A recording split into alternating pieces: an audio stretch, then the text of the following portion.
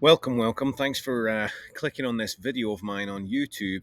The title for this is Zero Tolerance Mums and Dads Against Parental Alienation. What's prompted the making of this video is actually, I'm sad to say that this parental alienation issue is somewhat of a controversy due to toxic gender reasons. In fact, what's prompted me doing this is the fact I've been following other people comment on the issue, and I'm sad to say that we've started to entertain some very dark side attitudes.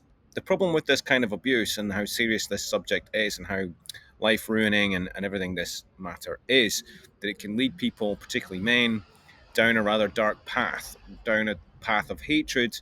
And it's very important that we understand this is a anti-hate campaign that is universally tolerant of all genders, tolerant of all um, the full spectrum of rainbow minorities that one could fall into. This is a zero tolerance from mums and dads because it's all mums and all dads everywhere. Everyone who is a mum or a dad or any other gender, to be honest, that's why I've put the flag on it. Any decent human being who cares about parenting and terrible parenting and what happens when kids are left with terrible parents is that they grow up very dysfunctional, they grow up very abusive, and they continue patterns and patterns of abuse. I want to open with this Jack Cornfield quote here that you do have a chance to change everyone, people, even people who are doing parental alienation. If you're one of the people involved in what happened with my origin story, you really should pay attention to this material and start to take some responsibility for your activities. And that goes for people who are working in this field but want to engage with fascistic hatefulness as a response to this. And I would say that that's coming about due to a lack of political solutions and whatnot, a lack of alternatives. I'm ENF Dunn. I'm an independent political candidate specifically because of an outrage that's happened to a family matter that's become a very serious criminal matter. You might be hearing this from a ghost right now because it's a very unsurvivable set of circumstances that, of course, are very profitable for our despicable family court system and our horrendous infrastructure around families and family law and such. Truly is an outrage. Any decent person should concern himself with this. Thank you for your time. I'll try and be as succinct as I can and explain what this is all about. This is a part one of two on zero tolerance, mums and dads, why this is the ultimate position to take at this time on the subject matter. Thanks for being here, and let's talk about the issue. So, trigger warning on very, very high, very adult, very dark side content, very, very upsetting, traumatizing issues to be discussed here. Thanks for being here. This is just here. I'm not taking this out because I put this together for a website, of course.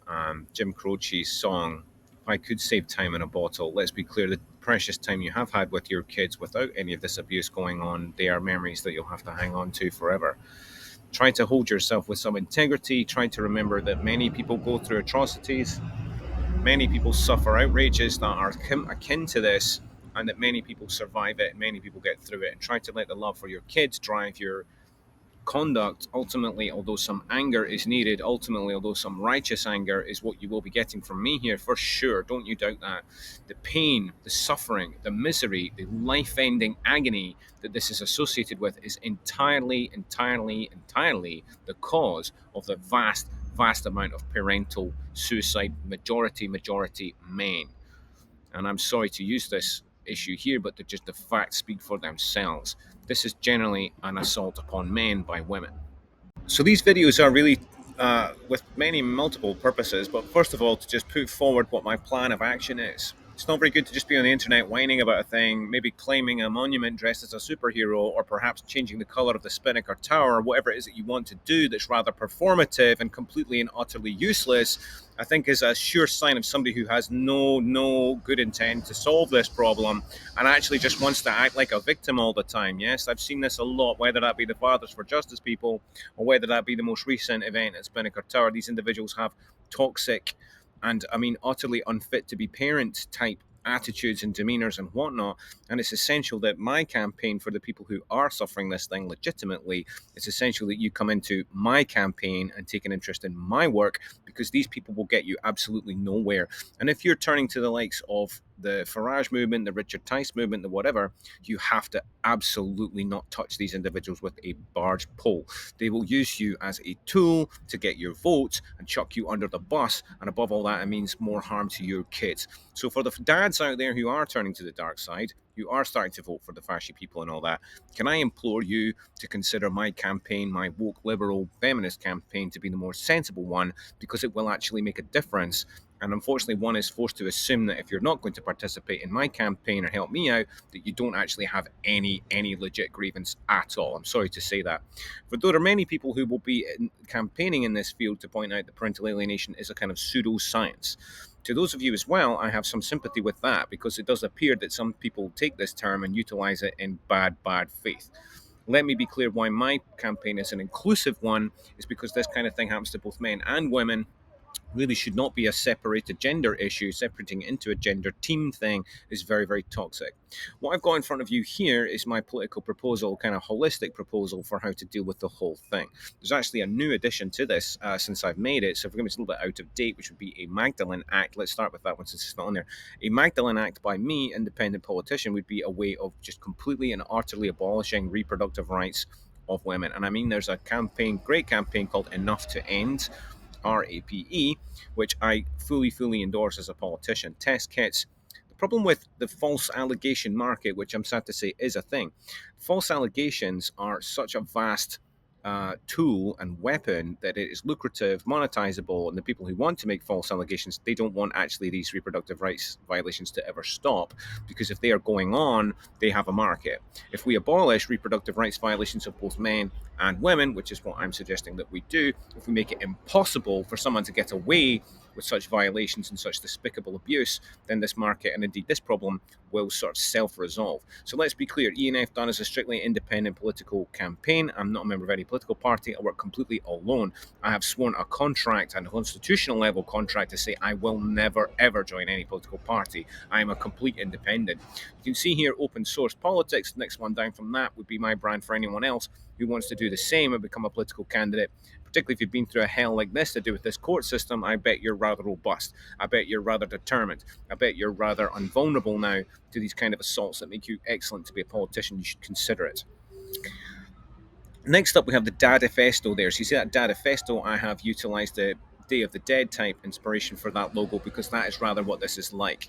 That story from the great Disney Pixar movie where there's a person who has been defamed, and even in death is still, after they have been deceased, is still spoken of ill, it still has a reputation tarnished, has got a doom that is unlike any purgatory one could imagine. This is commonly what happens to the victims of parental alienation.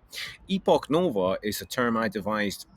It really means a few different things now, but fundamentally, Epoch Nova is my constitutional document I've written for a new age. That's what that means. Forgive me. Next to that, you've got Safe Parent Alliance down there, suicide prevention and reunification therapy. Adjacently, Happy Bars. Happy Bars is an open source mental health brand, a non-clinical and hopefully safe mental health service, unlike our current mental health services, which are not safe. They're completely dangerous and a hazard to anyone going through such matters as this. Unfortunately, we have just a terrible infrastructure situation with abusers and posts rife throughout NHS, and it's just completely disastrous. So there needs to be an offering to the market to give us something that will work and will ultimately prevent suicide. Myself, I'm a 116123 Samaritan volunteer listener before this nightmare befell me, and I, even that role, did not fully understand this type of behavior, did not fully comprehend the severity of this, did not comprehend fully the suicidality associated with such despicable conduct as what is the norm, what is a daily occurrence in our despicable law offices and family court offices. There needs to be an abolition level spirit here. That's what Epoch Nova is, an abolition level spirit for this kind of thing. Now, open source medical is my proposal for how we deal with our utterly malfeasant, forgive me, there's a truck going by, utterly malfeasant medical practices that we have around the country. We have GP practices, we have hospitals, we have wards that are riddled with abusers, unfortunately. Abusers in post are a huge problem. I'm very happy to see other influencers and whatnot discussing the issue. These are my proposals. For Nova is a way that I have preserved what has happened to me, and for anyone who is involved in what has happened to me, make sure you understand that that is a key for a reason, that no one can ever delete the evidence of what has happened to me or my relatives and my loved ones. You despicable people will never ever be free of what you have done, and the most sensible thing for you to do is to come forward and tell the truth. And let me tell you, everybody engaging in parental alienation, everyone who's participating in this industry and sector, you lot better start paying attention and start turning around and changing your practices, your despicable money-making, harming the community practices, businesses. You are the worst part of our economy. You don't have any business existing, frankly. You are something that needs to be abolished, rather like 12 years a slave. And let me just summarize this whole document by saying that what is going on in the family courts, what goes on to fathers and mothers at times as well, is akin to 12 years a slave. Watch that movie and understand where they're tearing families apart. People are crying for days and days on end. And know for sure that you despicable family courts and lawyers, the ones I've dealt with, you're exactly the same as that. And we have to do to you what we did to them. Abolish a slavery akin situation where no one can be a legit parent, no child has any rights whatsoever, and money is the reason that people do this. They do this to extort kids for money, to extort fathers for money. It's not a damn war on masculinity. It's not a damn war on maleness. Get a grip of your pathetic self, you using the fascist victimhood thing for men. This is nothing about an attack on men or men being underprivileged or whatever nonsense you delude yourself about. It's about extorting children for money. It's a money problem and an abuser problem. You get a despicable abuser plus someone that wants to make money. This is what you get. Right, let's move on, folks. I hope you'll stay with me how very serious these matters are. So, a lot of this proposal of mine is a response to a systemic problem. Let's be clear, this is a systemic problem, as in why I've compared it to 12 Years a Slave, the system of slavery. This is very, very similar in its nature, more oblique, more stealth, and it's harder to deal with, quite frankly, now in 2025 than it was probably in 1825. The aspects of what we mean by the system, when people say the system, which is something I didn't understand before this, we're usually talking about the family court system, the lawyers involved, the cops who participate in legal malfeasance on behalf of the lawyers.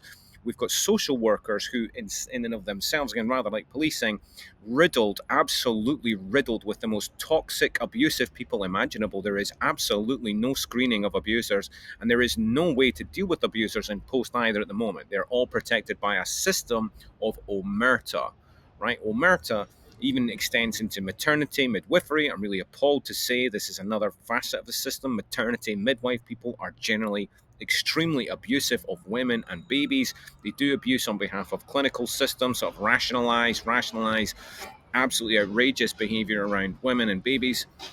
NHS health workers, I'm sad to say we now have a complex apparatus of kind of corporate health workers. The ones I've encountered have bizarre titles like health visitor, health officer. None of these people have anything to do with producing health, have absolutely the opposite of health you could ever imagine. And again, are just positions that need to be abolished. It's an abolition level spirit that's needed because unfortunately these roles have been created to do some good in the community, are supposed to be providing a service to community, but instead are harming community, doing despicable acts of violence within the community, covering up for that. Even the recent gang scandal, which goes back for a long time, even now we're barely getting the true story out of the situation because of omerta. It's clinical psychology as well. People that work in the mental health sector. I mean, I don't even know where to begin. What we're talking about here is something akin to what happened to Giselle Pellicot. I would like to compare myself to Giselle Pellicot, to be honest. This is very bold of me, forgive me, great hero of feminist movement there. Unfortunately, it's a reality that shame and what would you say, smearing and things that are done in order for these despicable abusers of the nature of her husband to get away with what they're doing is identical to the kind of people who do parental alienation, who conduct medical abuse, who conduct family abuse.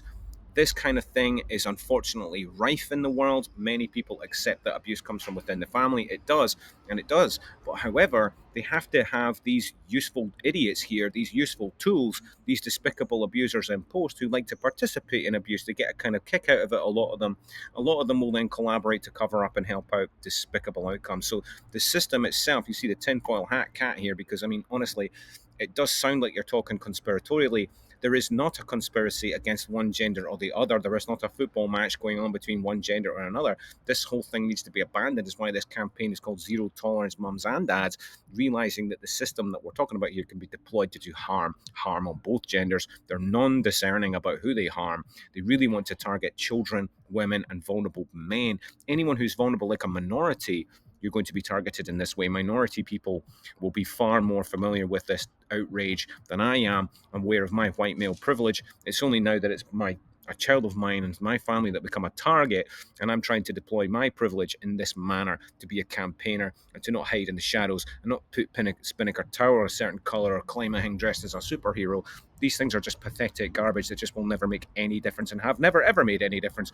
The only thing that will make a difference is the kind of bravery that Giselle Pellicot put forward, and that's what I'm doing. I'm coming out. I refuse to go through this kind of thing in the shadows.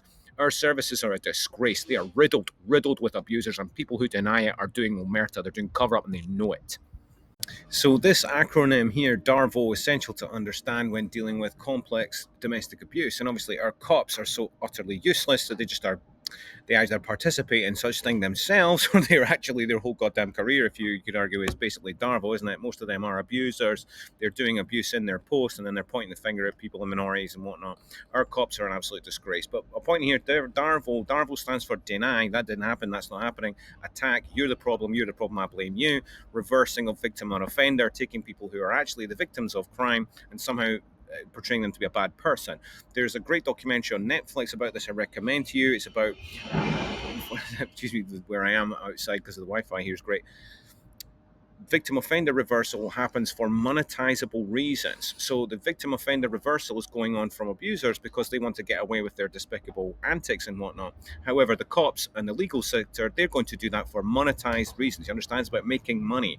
It's not really a personal thing. If it kind of helps cope with the reality of facing up to despicable cops and unbelievably bad lawyers and absolutely outrageous social workers who are doing this kind of thing, they do it all the damn time. So that will almost certainly have happened to you if you've had an encounter with these people. Just make sure you understand that it isn't something personal. They're just absolutely the worst. And we need to have the spirit of abolition when it comes to things like the police and social work and our mental health service and whatnot, because it's just utterly riddled with abusers. And their primary tactic is this thing here called Darvo.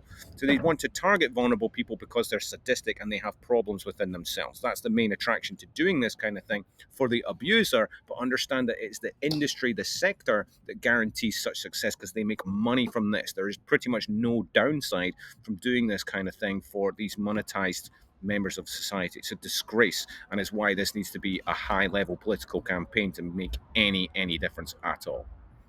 A little bit more detail on this Darfur phenomenon and how crucial it is to understand. Even if you want to try and understand Middle Eastern politics, world politics, and so on, Darfur is an essential thing to understand. Once you understand Darfur, you're going to be a lot more equipped to avoid being abused, become the target of this kind of thing.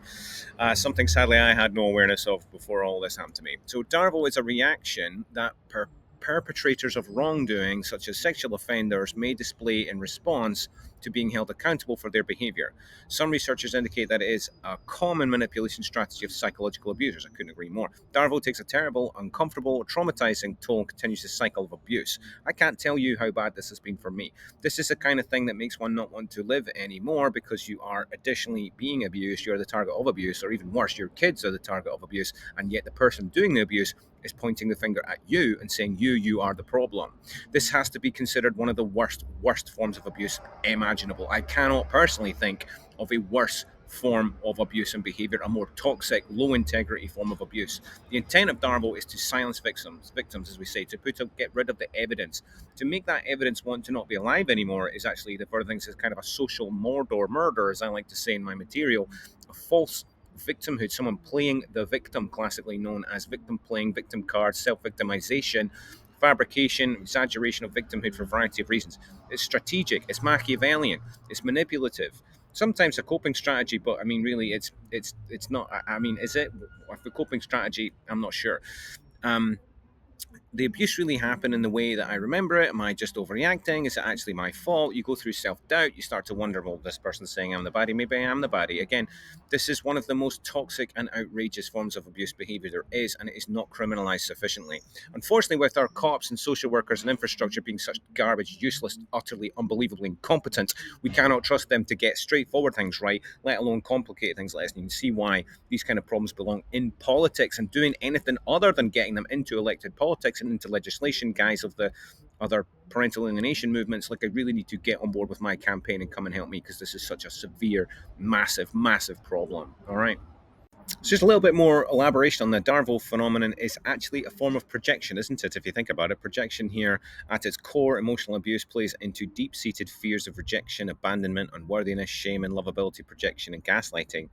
The people who do this kind of thing are almost invariably the targets of some form of abuse themselves. They will be victims who are then continuing a cycle of abuse and then targeting other people, becoming abusers themselves. That certainly is my experience. The projection element is essential for people to get away with what they're doing. It is despicable behavior to project. It is done a lot in politics, Machiavellian technique to point the finger at your target and say they are the bad guy. Usually, quite literally, in my case, projection, to be very clear, is not as subtle as you think. It is often quite literally, they will point the finger and say they're doing the thing that that person is doing. Projecting and blame, shifting blame onto someone else, specifically the target. Remember, the goal being to just assault the target relentlessly, being able to conduct abuse and point the finger and blame them.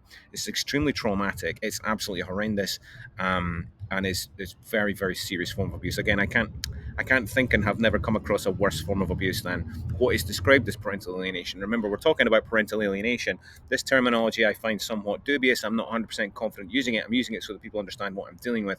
But let's be clear, these forms of abuse have names. These forms of this pattern of abuse has lots of terms for it, and we'll discuss some of them.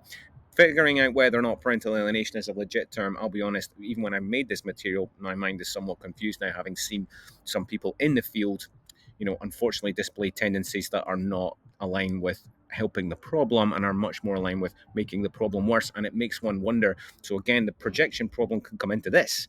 Somebody who is trying to do parental alienation, get away with it, will do projection, won't they? Problem. Evidence is everything. Evidence is the whole ball game, frankly. So projection, being aware of that as similar to Darvel, a form of projection. So the reason that this page about Munchausen by proxy and so on, fabricated illness, factitious or malingering illness, is basically a broad spectrum of activity around medical abuse, is a fundamental part of my case. And unfortunately, it just keeps coming up over and over and over again in other cases that I study and look into. When someone is doing the projection, the Darvel type thing, there is a need to be perceived as a victim. There is a need to be perceived as vulnerable in order to strategically get away with doing what? Targeting the actual vulnerable person, right? So one of the ways that that is done very effectively is with Munchausen. I would refer you to the Gypsy Rose Blanchard case in America is a very famous one. Also, the Ruby Frank case and the Judy Hildebrandt case, also in America, were near identical cases to what my own experience was, I'm sorry to say, where you actually have people who are embedded in the services themselves, or who have got colleagues and mates and sort of cronies that work within the services to help them get away with this.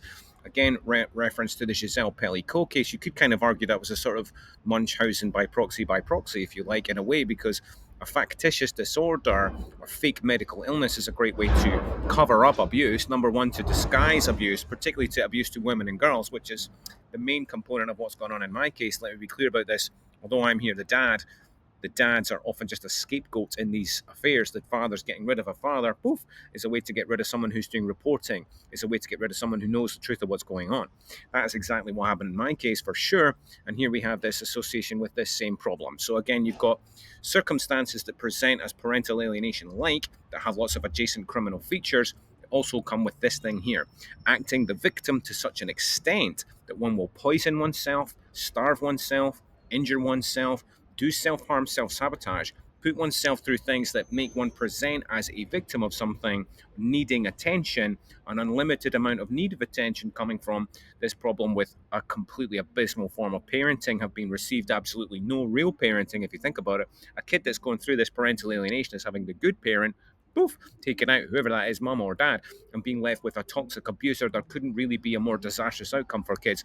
And it looks like this Munchausen by proxy is perhaps even a symptom of that, but it's associated with it in a way that professionals, mental health, whatevers, are have a hard time to define this and separating this out, and it's near impossible to do so. The point with the sick role thing in my case, I fell completely for this. And those of us with good hearts and good minds who believe in people, who just take people for their word, if you're presenting with someone who's constantly diseased, constantly ill, there's a kind of hypochondriac type thing going on there, Often that will have come from despicable parenting, garbage parenting, the worst parenting imaginable. That child has grown up with such absurd unmet needs that they are now manufacturing bogus things to get their needs met, to get some attention and support and whatnot. It's absolutely horrendous. Unfortunately, in many cases, this can become poisoning of children, harming of vulnerable in order to get that attention. And particularly in that Gypsy Rose case, it was that mother. That case is near identical to my own one, I'm sorry to say. People with Munchausen syndrome deliberately produce or exaggerate symptoms. They want those symptoms, these factitious, bogus things, to get them attention, number one, but also number two, to cover up actual abuse and even at times murder, death. I mean, it's terrifying behavior, really. Okay, so a couple of things here to just be clear about. Parental abduction at the moment is a completely tolerated thing, as in there just is no such thing as parental abduction in the eyes of our cops. Our cops are completely and utterly useless on issues of child protection. In fact, they are a great hazard to children because of how malfeasant they are in the job. Most of them are predators and whatnots by themselves. Turn up like a recent episode in Kent. Cop was lifted taking himself out and doing things with himself around a playground, trying to get our current status quo policing to deal with these problems is something of an absurdity and a joke, and I'm really sorry to report that. Again, another reason why a political campaign of mine is essential, that nothing on the menu of options available today will ever do anything about this. And the only thing to do is to get elected into power and do something about it. What I said to a police officer on the phone was at one point back up until 1992, I think it was, that a husband, could actually conduct RAPE upon their wife, and if the wife phoned the cops would not do anything about this at all. This was just completely tolerated activity. Well, I think that parental abduction is exactly the same at the moment. It is a tolerated thing that should never ever be tolerated. There's a cultural problem there again, lies firmly with how utterly useless our cops are. What an absolute degenerate gang of hooligans, I'm afraid to say, our policing is. Until we abolish our current policing, we're not going to get anywhere with these issues. So having these kind of half-baked campaigns that are going on at the moment, I mean, solidarity to you if you've got good intent. But again, if you're not going to confront the fact that our police officers are utterly malfeasant, our social workers are predators and whatnot, we're not really going to get anywhere, are we? Meanwhile, coming back to this phenomenon of alienation that's described as a psychological phenomenon, let's just ground ourselves in the reality that even the most, unfortunately, toxic, abusive parents benefit from a near undying loyalty from their kids. This is the great way to deal with those who just poo-poo this concept as a fundamental, which clearly is not reasonable. Although one is pragmatic enough to understand that it may be being deployed falsely, what is non-pragmatic is the fact that evolutionary biology has Darwinian evidential facts that are just completely irrefutable, and the people that say this is not a thing are literally trying to deny that gaslighting, coercive control has gone on to a kid. Fundamentally, parental alienation is that gaslighting, coercive control gone on to a kid, and it produces symptoms of a kind of brainwashed type hatred of another parent. When the parent has done next to nothing, they have no legitimate reason to have a chronic beef with their other parent. This is a sign of a child that has been coerced and abused, and it's irrefutable. It does not present in any kids, even when the abusive parent is very abusive, very toxic, very also useless, and just a terrible parent. Unfortunately, Darwinian evolution means that kid will still bond and glue to that kid near endlessly. That's just biology, I'm afraid. So people who poo-poo the phenomenon on that basis, let's just be clear about that it will entirely be done next to parental abduction. The kid is experiencing coercive control. Kids that are very vulnerable, they just don't have a choice other than to go along with what abusive parent wants, go along with what abusive parent is saying, and absolutely adopt the worldview of that despicable abusive parent, sadly, and it's near impossible to redeem kids from this kind of abuse, sadly, if it's going on. Do I have an answer to it fully? No, I don't. But let's be clear, this abduction phenomenon, gaslighting, coercive control of kids, these things are really should be getting dealt with already by the cops and the social work. Again, it's just because they are so utterly abysmal at their jobs, and I would assume that no one could be this abysmal at their jobs unless it wasn't a monetized feature. In other words, they're feeding people into a system that is very lucrative. There's a cronyistic activity going on here. I think a market driven fraudulent activity from frontline staff is my conclusion at the moment, because these things should be being addressed, they should be being confronted, and they're consistently not. I hope that my case, when the full story is out there, will prove this irrefutably beyond any shadow of a doubt. So this brings me to the mother-daughter enmeshment phenomenon. Enmeshment is a term, a psychological term to describe a feature where there's like a kind of a sticking together. Sometimes in my more darker and satirical comments on these issues, I'll describe it as a The Thing from John Carpenter's The Thing. It's rather like a cultish behavior. Cultishness as in there's a dominant primary abuser, primary baddie, which there is in my story, that is a matriarchal female person, absolutely. And all of their subsequent abusers, secondary henchmen abusers, are also all of them female. Unfortunately, a feature of my family too, a feature of the family that I unfortunately came across, is this kind of despicable, creepy. They're not separate people. They seem to function as one person at times. They just operate as if the bogus insanity of the parent is also their reality, right? And so you get this enmeshment. Mother daughter enmeshment occurs when the roles between mother and daughter become blurred. In my own family, you will see actually children being completely and utterly parentified, which we'll come on to in a future one, because you're dealing with such a pathetic, low integrity person, unfortunately, someone who is abusive and toxic and takes no responsibility for their behavior, will enmesh their kids. They will use their kids as a little weapon. It's a kind of xenomorph activity, which again I refer to in my satirical dark side material, which is a way of coping with this nightmare. Solidarity to anyone going through such a thing. But you need to learn that if your mother is dominating and controlling your life, is something I've come across in other relationships actually, where there's been a mother who just tanks the relationship because they're jealous of their kids, a jealousy of from mother to daughter, like a competitiveness going on between parent and child. It is a grooming type activity. It's called enmeshment, but it should just be dealt with as grooming, and it should just be dealt with as pedophile activity. I'm sorry to say, but that's what it is. It's a kind of incestuous behavior on a psychological, emotional level. All sorts of toxicity abound will appear from this. Unfortunately, it will tank your relationship, and for the guys or the girls or whoever it is going to end up in a relationship with somebody like this, if you see that there is mother-daughter enmeshment, or I mean even father-son, I don't know if it's the same thing over there, but this is a very powerful version of it and is noted in a lot of the literature about this phenomenon, and is absolutely a fundamental aspect of my case, unfortunately, and cases adjacently in my own family where you have toxic and inappropriate beyond belief dynamics between mother and daughter. And I don't know why it's just tolerated. If you look, I covered a case in my Spotify podcast quite recently where such thing went on. It ended in the death of a child, the death of a baby, because of this, just literally this feature, because the mother, the abusive mother, has absolutely no regard for the reproductive rights of their own children, and are actually interfering with the relationships and with the life of their children. It is a disgrace. In my own family, this was a mother-in-law moving into the house of a new family and just utterly destroying that family. It's a disgrace. The amount of children that are harmed in this way, again, is something that is, politically not discussed or not talked about, taboo or whatnot. My job is to make it not a taboo anymore, and I will make it a non-taboo before I perish. That's for sure. Okay, so the easy one there would be the coercive control. We're getting more and more familiar with coercive control, sort of isolating from friends and family. That's what happened to me. It's why I'm completely alone with this.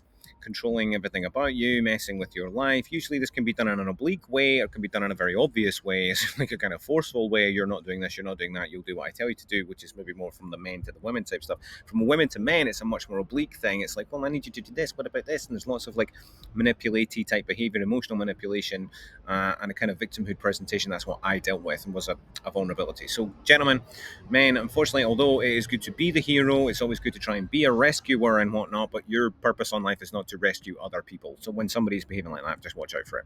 Meanwhile, over here, parentification. So parentification occurs when parents look to their children for emotional and or practical support. How often have you seen that? Well, I've seen it quite a lot in my absolutely low integrity, despicable family members, unfortunately, who just use their kids like a little emotional outlet. It's disgusting behavior. It's absolutely tolerated, like as if it's kind of normal by many people, and it's just not normal. It's completely dysfunctional. Parentification is a kind of adultification, and what I was for this type of trauma can lead to significant psychological distress. I mean, it just is a life-ruining behavior from a parent to a child, and it's just tolerated. Sexualization, I wanted to mention, of children here is something that I experienced in my own cases when the alarm bells really rang for me, and when I had to immediately exit the situation because this person was doing sexualization of a tiny baby in front of me, in front of other people, and it's a common feature of the individuals that I'm dealing with. Unfortunately, they have a parentified view of children. It's completely and utterly inappropriate. It is pedophile-like activity, and this is why I say with often on my darker days, why are you calling this parental alienation? It's grooming by pedophiles quite straightforwardly, and unfortunately, a lot of this could be summarized as that, I'm afraid. This is people who don't probably have been interfered with themselves as kids and are now completely compulsive and unable to prevent themselves from having inclinations towards children. And then they're deploying all these strategies to make sure that goes down unchallenged, unobserved, and only the kid knows about it. What do you need to do to get rid of that? Well, you need to get rid of the non-abusive parent. And that's what brings you to the custodial interference. So when it comes to this custodial interference thing, this is something where, because I've never been to the family court, actually I've never got that far, again, it's something where the law needs to change. Legislation needs to change. Spinnaker Tower lighting up stuff, dressing up as superheroes and climbing monuments and such is completely and utterly pathetic response to something this serious and of this grave nature. And one is forced to assume that the people who are doing such things just don't have a comprehension of what's going on here, how bad it is, and probably haven't experienced anything like as bad as what I have experienced. And I'm sure that is the fathers and mothers who see campaigns of that level and are kind of turned off by it, put off by that. I want you to feel welcome in my campaign, because my campaign is very, very serious. There is nothing more serious than what I'm dealing with, quite frankly. Custodial interference. This should not require one to go to court. This should be an immediate police issue. As I said before, the abduction issue. They tolerate this. They're fine with this. They do nothing about this. And I'm only forced to conclude the reason for that is to dump people like me, you, and our kids into a despicable high-profit family court system. And this is entirely corrupt activity from cops, social workers, and NHS. And that is my current assumption. I don't have any evidence to prove otherwise. I look forward to trying to get legislation through and see how they deal with it. I'm willing to assume they will deal with it by saying, I'm a bad guy, I'm the problem, blah, blah, blah. We'll just do the whole Darvel thing. Because that's what these people are like. The industry is abusive. Their goals are abusive. Their ways of going about it are exactly what's described in this document here that I've produced. Some of this has been borrowed from other places, by the way. Thanks very much. But we're dealing with custodial interference. This should be a criminal matter immediately. There is just absolutely no campaign anywhere in the country that is not putting that absolutely primary feature into legislation that is serious about the subject at all. Quick one about triangulation. In psychology, triangulation is a term used to describe when a person uses threats of exclusion or manipulation, right? So, I mean, maybe a better way to put it would be to bring in another person to the dynamic. And there's an abuse going on from abuser to victim. And then the way that they get away with that is by involving a third party. That third party can be the child. That's obviously the most obvious one, is to brainwash and dispatch the child to ruin the life of the other parent. This is something that I witnessed in the in-law family I dealt with, where relentless, and I mean relentless, compulsive abuse going on from kids to the alienated, targeted parent. This is why one has to come away from these situations, unfortunately. My advice to people being targeted by what they think is parental alienation is to run, get away from it. There is nothing you can do under the current situation. Everything that you try to do, rather like the xenomorph, the thing bleeds and it burns through the hull, takes everyone out. So, you just cannot win up against an abuser of this level of pathology. They're the most pathological abusers I'm aware of, right? Coercive control techniques, using another person, bringing another person in. Maybe it's tell a false story to someone else, tell a false story to an institution, tell a false story to that institution, triangulate. You basically spend your whole time dealing with what's known as flying monkeys. People who are willing, and sometimes these people are the most disgusting predators themselves. Remember, they have a kind of sick benefit from getting involved in such a thing and are happy to get involved. That is rife, and I mean rife throughout social work. Most social workers are like this. This is their whole job, if you think about it. Parent and child will covertly target cross-generational perverse triangle. I mean, like, the cross-generational thing was interesting. The family that I dealt with, the in-law family, even the parents of the parent were not safe. The parents of the parent also had to flee the country to get away from this despicable family of predators that I came across in my naivete. And my naivete came from my family being just like this. And in my family, there is exactly this kind of thing going on as well. So one is better to not have people like this in your life. This is why it's better to be a liberal rather than a conservative. Remember, conservatives like to keep you in your family thing. The family, cliquish, sort of often commonly quite abusive, toxic families. Yes, absolutely. The more that deep religiosity there is in the family, anticipate triangulation. The ultimate triangulation is just use God. So this one again, just to double down on this whole principle that one has to remember that the bond between human parents and human babies is among the strongest bond there is in all of nature. It's the only reason that we build cathedrals and we build society and we have a society itself at all, is to guarantee confidently strong, healthy bonds for parents and kids to be raised in a healthy and safe way. Now, this despicable phenomenon that we're dealing with is a sign of a broken society.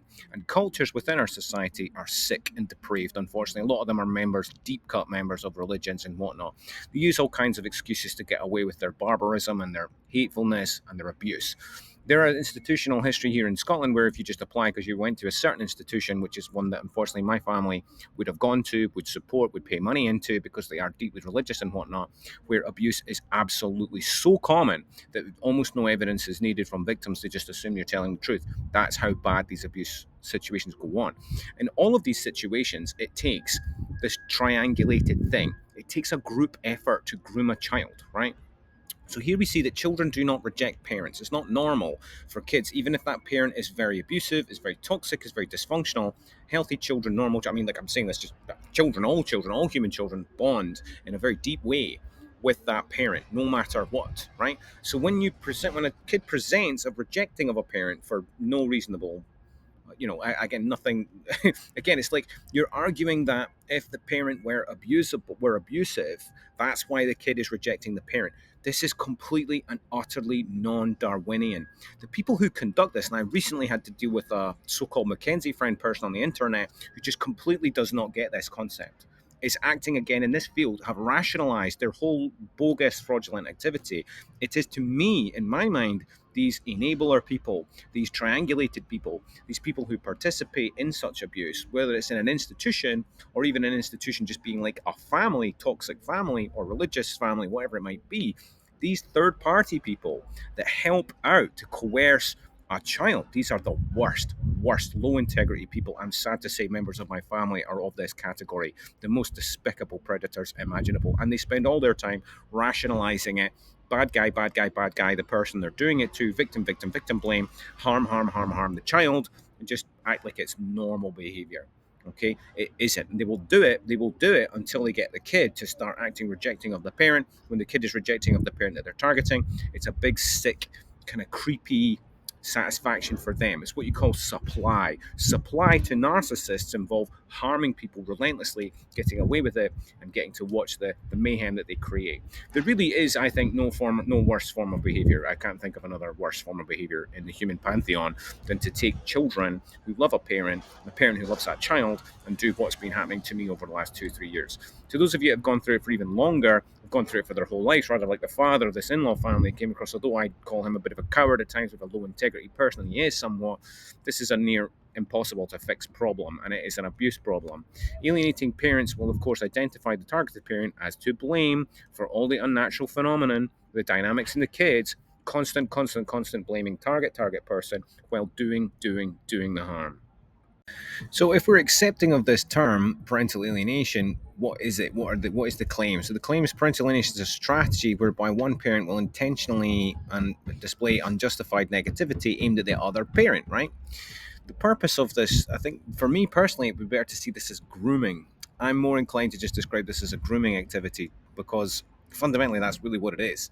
It's about making sure that a child, a vulnerable mind, or any vulnerable person really, could be somebody with disabilities, could be an elderly person, really, this kind of grooming activity can go on to people that are going through desperate times in their lives and end up in a cult. And what you're dealing with is a family that presents rather cult like. And at the center of that cult will always be the most disgusting abuse imaginable, I'm afraid. There isn't really, I'm afraid, any other reason why a person would pursue such a strategy. So there's a mixture of definitions as this is a strategy of behavior, which we'll discuss the tactics of in a moment, but whether also it is a symptomology presentation in the victims. So both of these terms are kind of legitimate. It does seem to be a thing, so to speak, but again, it is a thing, an umbrella term to describe a lot of things that we generally accept as criminal and abusive anyway. And one does wonder whether using this term is sensible for those of us trying to get something meaningful done about it, that is, and the other campaigns that maybe just want some attention and all the rest of it. Guys, is that really going to lead to any positive outcomes? I do not know. But the definition here is a kind of coercive control. Again, it's coercive control, it's grooming in all the ways imaginable. It will shapeshift and take different forms. Targeting this at a child, weaponizing child against other parent, is definitely one of the most despicable forms of abuse imaginable, and it does deserve being taken very seriously. Let's look at those strategies in a bit more depth. So, those of us who want to use the term parental alienation, as I say, for the psychologist to identify parental alienation as symptoms of disease within children, within maybe adults who were the children being alienated, they will present with exactly the same thing. So, it is kind of useful in terms of spotting the toxic families that you must run 100 miles from, guys. You should never have children with a person as a member of family that you're going to have your life ruined, unless, of course, you're some kind of abuser yourself and you want to partake. Mild parental alienation. Child may resist visits with the other parent, but then enjoy their time when they're alone with their mom and dad and away from the alienated parent. Moderate parental alienation, these kids resist time with the alienated parent and remain resentful during their time together. So, in other words, they've just taken on drunk the Kool-Aid, so to speak, and now they're being horrible with that parent. Severe parental, so in other words, like some kids will do it to be performative for the abusive parent, so they sort of target the parent to get the approval of the bad parent. That's kind of considered mild, right? Severely alienated kids do not only resist time with the other parent, but also actively run away or otherwise act fearfully not to be around other parent. What I was observant of in the relationship situation that I came into was that the kids were just consistently bad mouthing and hateful of the parent, and I didn't realize at the time that they didn't really have any substance. There'd always be a kind of wink, wink, nudge, nudge, something bad, but what's the reason? They just, and of course, they didn't have a reason. So the signs of parental alienation. This was by the credit to Amy J.L. Baker, contributor here. Thanks for that. 17 toxic signs and so on. Parents that doing the alienating, these are the kind of symptoms that you get, the kind of activities that you get. We'll come to that in a minute. Severely alienated children will express extremely polarized views of their parents. They have little, if anything, positive to say. This was the thing. When I was trying to figure out, well, why is dad such a problem from this family of horrendous abusers, they just were rationalizing it in a kind of vague way. Like they didn't have any real grievance, but they had sort of, I don't know, adopted a fictitious one, even though it was never spoken, even though it was never discussed. And I now know for certain that there was no basis to this. And that father has gone through absolute hell. Solidarity to you, sir, you goddamn pathetic person who's just quietly hiding under a desk while all this happens to my kid. Again, why are they doing that? Because they're so terrified of these abusers. They're terrified of the system. They know that the system can be deployed by people like this. The system is deployable for people like this. So there's pretty much nothing you can do. Running away and hiding is something that it's legit to do in this situation, unfortunately, because you're only going to guarantee more worse outcomes for your kid if you turn up and present. If you turn up and present like that father did, you deepen and deepen and deepen the alienation, because the alienation habits, the alienating behavior is reinforced by this despicable family court and lawyers. As I say, the family court system and lawyers involved in it, you people are the worst people on the face of the earth. Absolutely the lowest of the low. You make our cops look like a nice bunch of guys, to be honest. A campaign of denigration against the targeted parent. A child's lack of guilty feelings, they have absolutely no empathy. They see the targeted parent as less than human, and they treat them like that. When asked, the child will give irrational, frivolous reasons for the criticism, so they'll just make stuff up to rationalize it, a bit like hating immigrants, hating Catholic people, hating Protestant people. Any kind of rationalized culture of hatred presents like this in groomed cult victims. Again, these families are cult-like. The symptoms that come out of are people who are like they're in a cult, yeah. The child paints the parents in black and white. This is the good one. This is the bad one. Everything that the horrible abusive parent is doing, and these things could include murder of unborn babies, which is what I went through, attempt to do so, was just sort of like tolerated and rationalized and whatnot. This is the good parent. Whatever they do is fine. The bad parent, even them trying to help me, even them trying to warn me, even them trying to provide for me, this is all terrible, terrible, terrible, still a bad parent. And that's when I became clear of how irredeemable this situation is. The brainwashing that kids go through by a parent like this is just something you can almost never ever recover from. It's one of the worst forms of child abuse. Knee-jerk defensiveness, look after the baddie, they protect the baddie, they protect that bad person, head of a cult type stuff. Child who parrots, yep, just repeats the same old nonsense. Spreads of the child's animosity towards the targeted parent's extended family. Absolutely. My father became a target as well. My sister, all my relatives became just legit targets of this disgusting family of predators. We just rationalize it somehow. They're absolutely pathological abusers. There's nothing legitimate about what they do ever.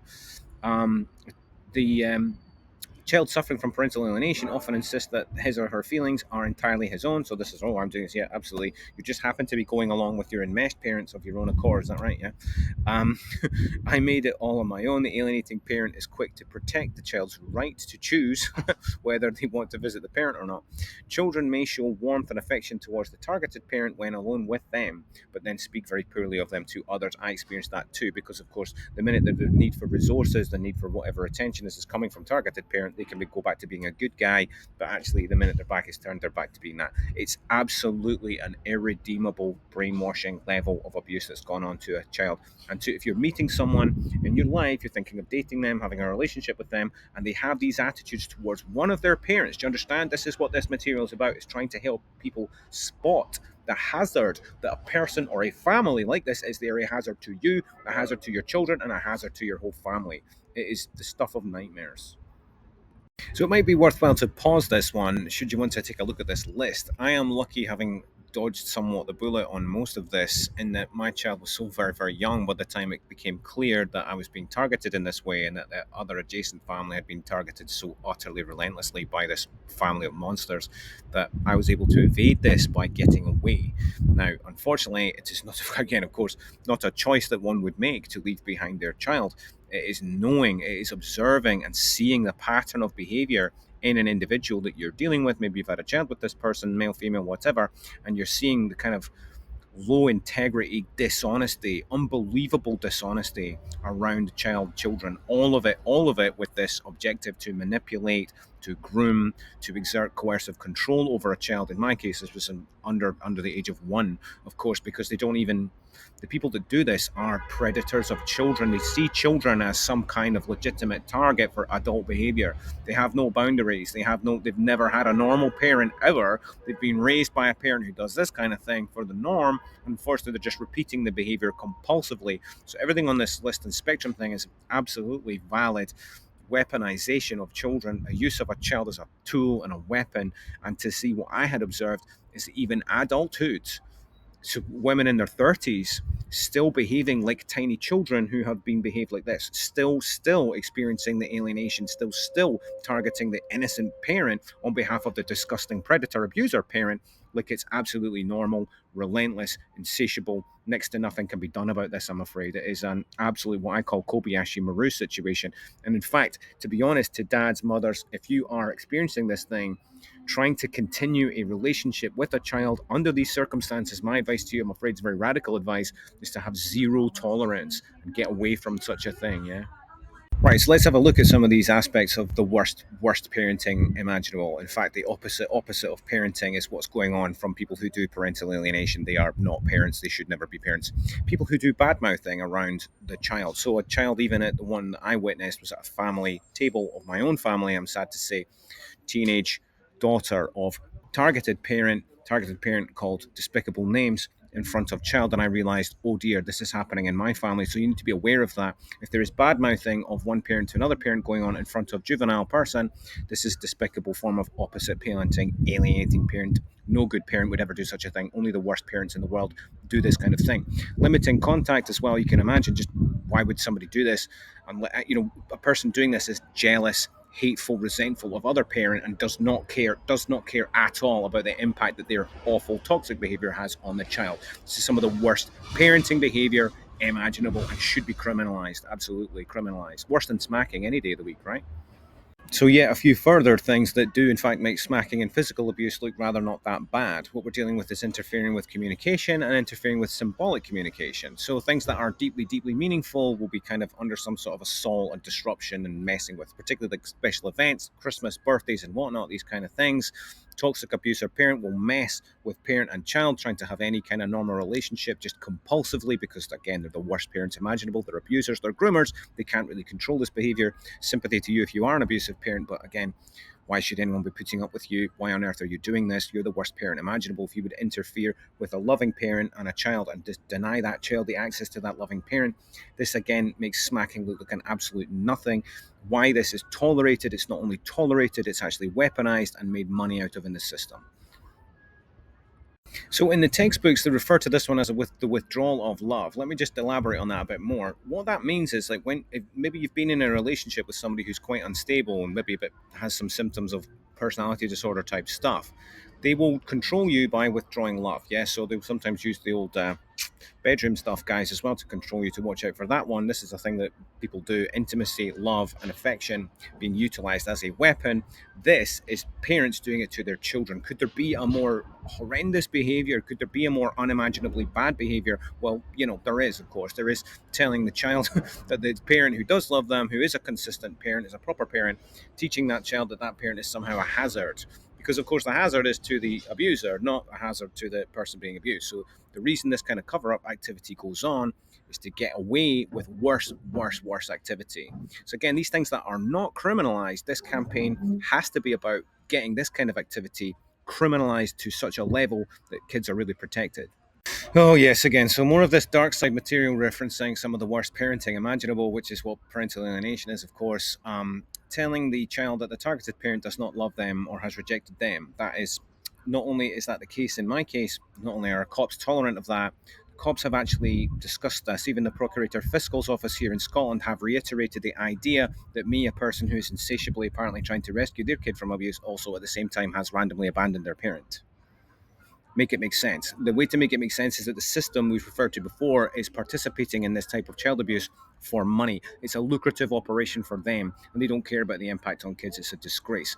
This other side of the thing is forcing kids to choose between one or the other. Having these scenarios where there's one parent versus the other parent, like some sort of court drama, is just a complete and absolute outrage. This kind of thing must be abolished. It's doing irreparable harm to kids. This behavior has to be criminalized, and unfortunately, it's our institutions that enforce such behavior and such ideas get into kids' heads from authorities, from these flying monkey third-party people. Horrendous stuff. So yes, yet more of this parentification, adultification of a child, not a parent who doesn't have an ability to see a child as a child, has no comprehension of what childhood is, doesn't know how to be a healthy parent whatsoever, just literally treats that child like an adult, confiding in the child with inappropriateness. Inappropriate enmeshment only comes about through this kind of thing, treating the groomed coerced child like they're an adult, forcing child to reject the targeted parent in lots of difficult, horrible ways, just kind of, again, gaslighting, coercion. One of the anecdotes from this in-law family that I heard was that what was going on in a kind of theatrical fashion, like great lengths, great effort was made to present scenarios that were fictional to the child in order to help that child form the conclusion that the other parent was a bad parent. For example, the case I was referred to was dressing kids up, telling kids that dad is coming to visit kids when dad is not, there's nothing scheduled, and then there's massive disappointment and they act like dad has not turned up, dad is a bad guy, hate other parent is the whole effort here. It is disgraceful parenting. It really is the worst. Calling it parenting is an insult to parenting, frankly.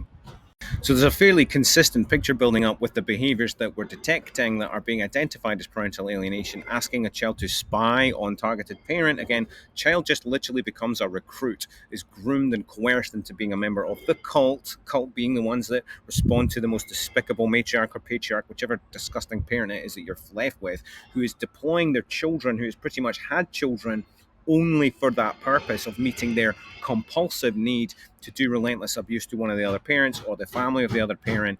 And you can see that modern versions and modern ways of going about it do evolve and emerge.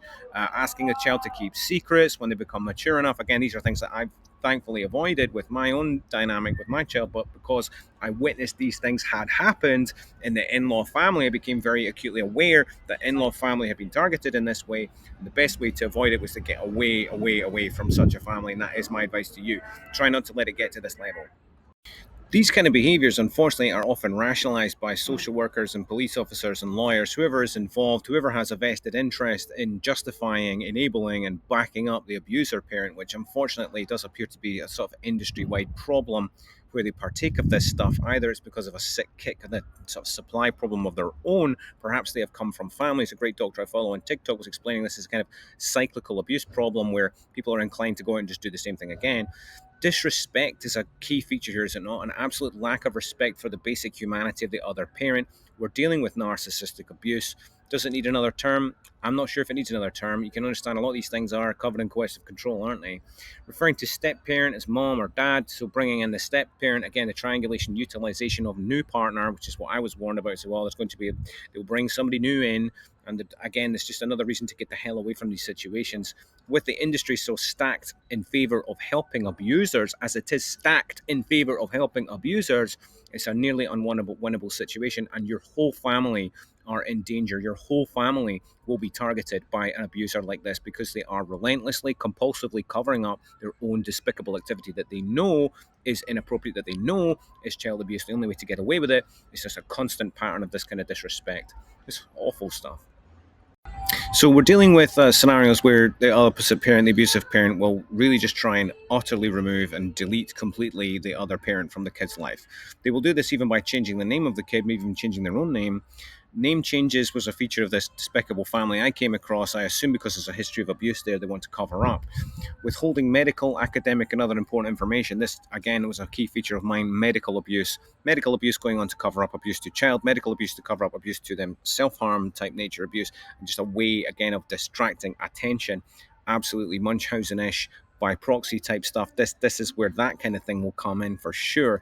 Anything to control and assault the child's relationship, their ability to have a relationship, frankly, with any other adult. I mean, and even this will materialize when that kid tries to have a relationship. So, those of you who are perhaps dating somebody or potentially having a family with someone who has been targeted in this way, just understand that everything about their life will be bogus. They will be living in a completely false reality, sadly. So families with these alienating cultures, they are quite cult-like, and you can see that just like a cult, there is a need to create dependency. So they will undermine the life of their children. They will sabotage. That's what I witnessed as a parent, sabotaging the life of their own child, relentlessly undermining their ability to have relationships or friendships or anything like that. It's absolutely despicable behavior. Again, it couldn't really be anything worse in terms of parenting. Smacking compared to this. I mean, this is why we need to be zero tolerance mums and dads together against all forms, everything on this list, whether you want to call it parental alienation or not, I'll leave that up to you. Child will develop polarized views of their parents, good one, bad one. Good, bad, black and white, non pragmatic, absolutely non evidential hatred of another parent is a massive red flag that this has happened. My advice, unfortunately, is to not have kids with someone like this. If you find it early enough, don't have kids with them. If you're unlucky enough to have kids with them and then you find out this is all going on, like I did, and this is a thing that you just can't do nothing about, is get away and try to save yourself, because the suicidality for being exposed to this is extremely high. It is mortal, mortal danger. People like this are absolutely the most appalling predators in society. There just isn't a worse predator in society than somebody who's doing what we describe here as parental alienation to their own child, or even to their grandkids, or to their nieces and nephews. These are the worst people in the whole community, I'm afraid. And criminalization is essential. Zero tolerance, mums and dads. We need to criminalize this behavior. We need to get cops that are capable of dealing with it. And we need to get social workers who participate in it to be exposed and removed from their post, because this is harming children. It's devastating their whole entire life and devastating the lives of everybody adjacent to them. People doing this, I say, you are the worst predators on the face of the earth. You are so unfit to be parents. You're so unfit to be social workers. You're so unfit to be lawyers. You're so unfit to be family court that you need to be abolished. And of course, like all relentless abusers, you will not give up on this without a fight. That's why I'm in politics. I'm going to deal with you people. We're going to have a revolution on this subject if I win my elections. So you better hope I don't win my elections. So this is the end of part one. Thanks for being here and tuning in for this. Zero tolerance, mums and dads, against parental alienation. This is a universal and, forgive me, inclusive campaign. It is not a men against women football team type issue here. If you're willing to partake in such nonsense, then do that elsewhere, would be my recommendation.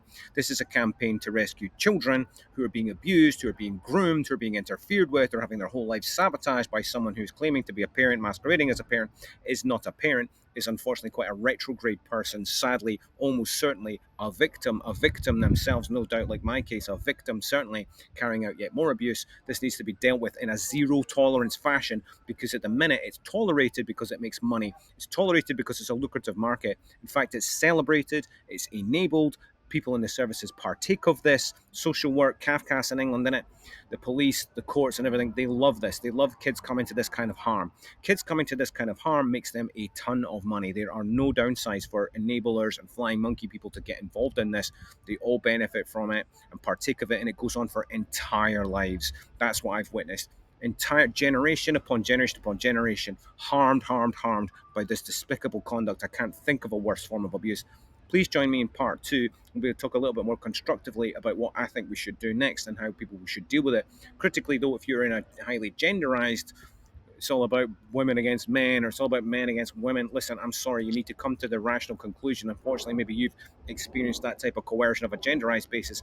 This is a post-gender campaign in here. This is for people who do care about children, who do want to prevent harm against children, and not people who are doing harm to kids at the same time as saying, this is the good for the kids, this is for the benefit of the kids. Every single time you hear that from one of these professionals, you have to know for certain that they are harming the child. They know that they're harming the child, and they're doing the Darvo thing. The Darvo thing is, you're the baddie. Us doing it. Oh, no, no, we're not the baddie. You're the baddie. If you've experienced that, please join my campaign. Follow me, back me. Tell me if you disagree with me on stuff. I'd love to hear that. My experience and your experience might be different. The trouble is that kids are definitely going through this. This is a legit thing that is happening. It's tolerated, as I say. It's monetized. It must be abolished. We must have a zero tolerance approach. Join me in part two, all right?